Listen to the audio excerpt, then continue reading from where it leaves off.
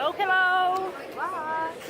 Evo nas na jednom teškom zadatku, a to je potraga za idealnom haljinom za gala večeru u Portorožu. Ja sam mokra već. I ja. Do sada vide tako da nismo našli ništa, ali smo se najeli, napili. Još nosimo rezervnu hranu. I tako, uglavnom, najbitnije smo site. Znači idem gledat haljine, ono sa burgerom.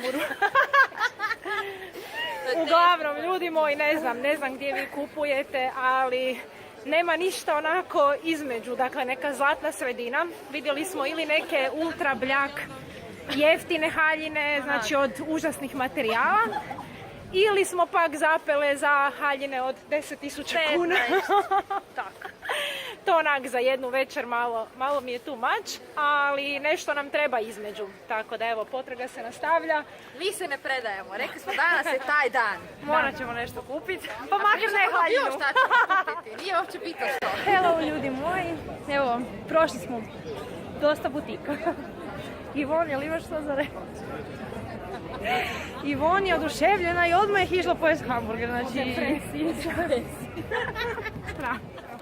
Ja sam već svoj pojela, tako da... A ja ću morat pod hitno isto nešto pojesti, to je jedino rješenje.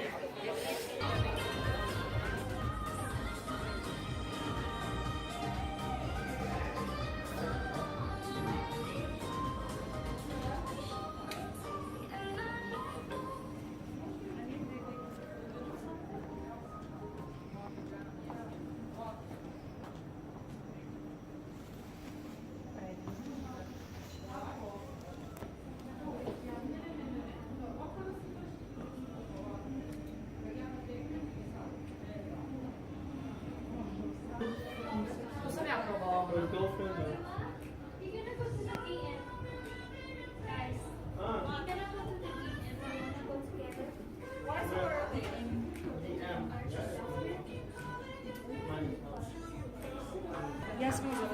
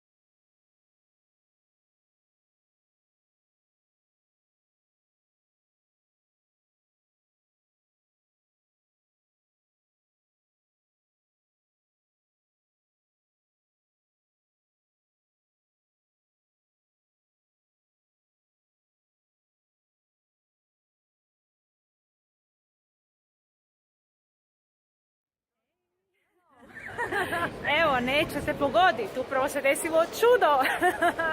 Nevjerovatna stvar, ali Ivon i ja smo našli haljinu. Treća sreća, znači prvi put je bilo totalno bezuspješno, drugi put je Lea jedina imala sreće pa je pronašla haljinu, a ovaj puta i mi. Baš se veselimo, bit će to. Biće jako, jako lijepo. Evo, ostavile smo haljine da se preprave, neki mali nedostaci, pa ćemo ih u petak pokupiti.